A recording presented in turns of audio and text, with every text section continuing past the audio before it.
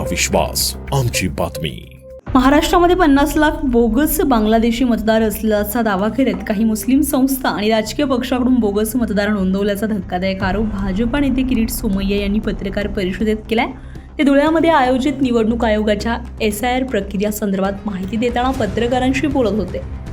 महाराष्ट्रातील 288 विधानसभा मतदारसंघापैकी 50 मतदारसंघामध्ये बोगस बांगलादेशी मुस्लिम मतदार असून त्या सर्व 50 मतदारसंघामध्ये बोगस मतदार शोधण्यासाठी भाजपाचे कार्यकर्ते काम करत असल्याची माहिती देखील सोमय्या यांनी दिली आहे. या धुळे आणि मालेगावात 22,000 दुबार मतदारांची पुराव्यासह यादी निवडणूक आयोगासह जिल्हाधिकाऱ्यांना दिली आहे.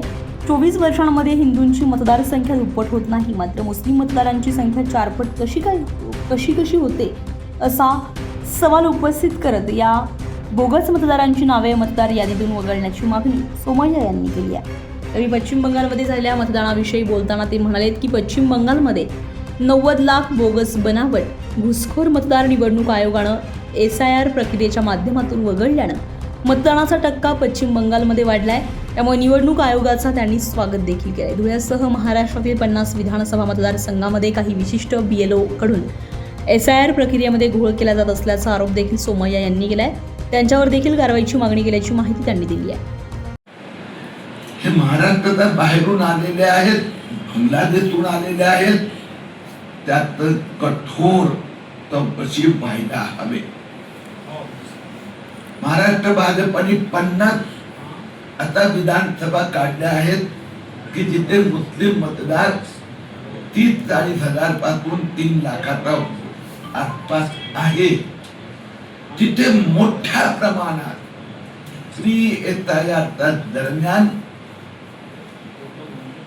फोर्जरी, फ्रॉड, चीटिंग सुरू आहे. आम्ही निवडणूक आयोगाकडे मागणी केली आहे, या 50 विधानसभेत तुम्ही स्पेशल ऑब्झर्वर नियुक्त करा.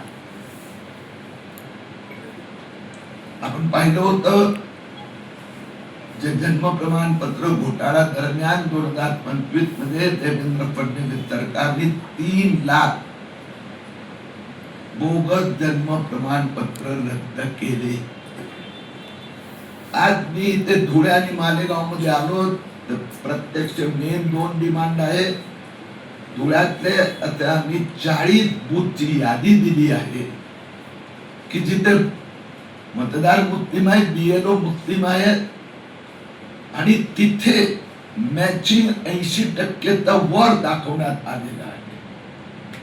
ज्याचा समोर हिंदू बूथ मध्ये 32-40%.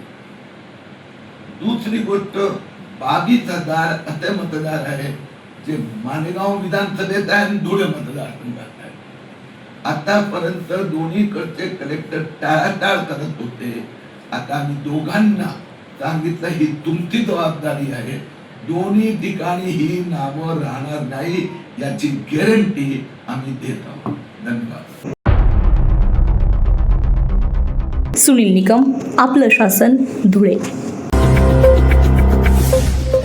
आपलं शासन, तुमचा विश्वास, आमची बातमी.